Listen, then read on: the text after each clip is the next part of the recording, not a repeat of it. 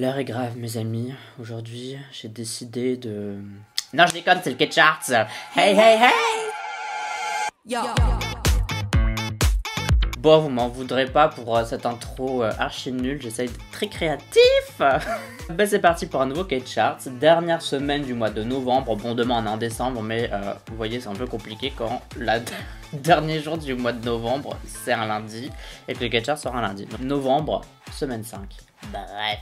Une petite précision par rapport au Ketcharts, parce que j'ai vu pas mal de gens, et je sais pas pourquoi, cette semaine il y a plusieurs personnes qui m'en ont parlé, que ce soit sur Discord, en commentaire et même en message privé, des gens qui n'avaient pas compris comment fonctionne le système de vote. En fait, vous pouvez voter pour autant de chansons que vous voulez, donc si là vous regardez la vidéo et que vous allez voter après, qu'il y a 20 chansons que vous aimez, vous pouvez voter pour ces 20 chansons là, vous faites envoyer, et après de la semaine vous pouvez plus voter une seconde fois en fait, vous devez attendre le Ketcharts d'après pour revoter. C'est un vote par personne, mais après vous pouvez choisir autant de groupes et de chansons que vous voulez. Et je pense qu'il y a plein de gens qui pensaient qu'il y avait des limites ou que c'était que 3 ou des trucs comme ça. Et en fait non, vous pouvez vraiment voter pour autant de chansons que vous voulez. Donc du coup j'ai un peu changé ma description pour que ce soit un peu plus clair à ce niveau-là. J'espère que ça l'est. Et donc pour les autres qui ne connaissent pas la chaîne, sachez que toutes les infos sont en description. Et donc c'est un classement de K-pop, de J-pop, de C-pop, etc.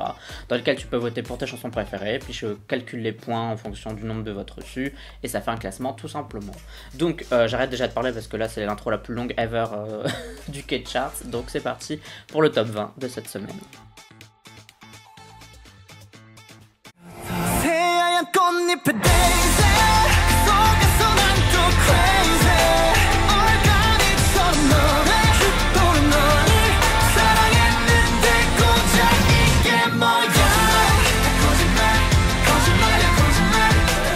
것 같아 너 때문에 지금 내 심장이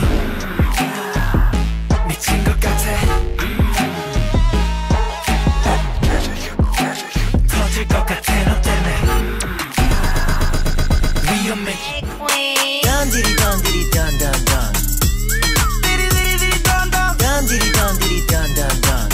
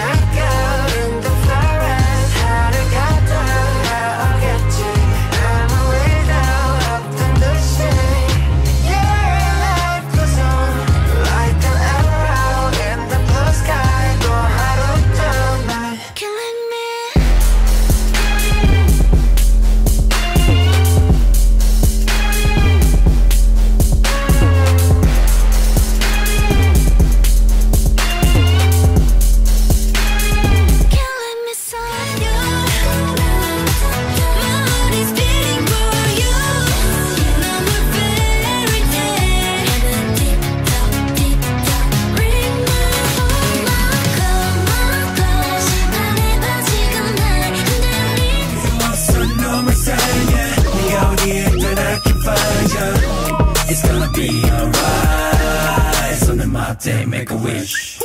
You should make a wish. I'll take you anywhere. Make a wish. 물이 뚝 떨어진다. 나나나.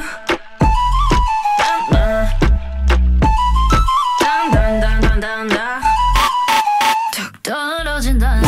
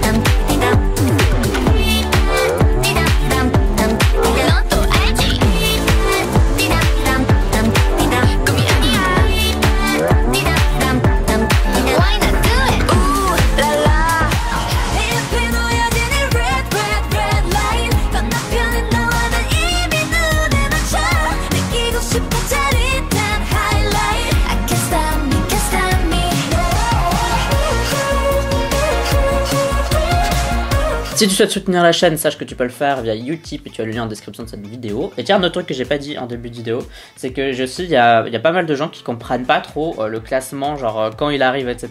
Donc c'est une fois par semaine, donc c'est à 4 semaines sur un mois, bon sauf ici.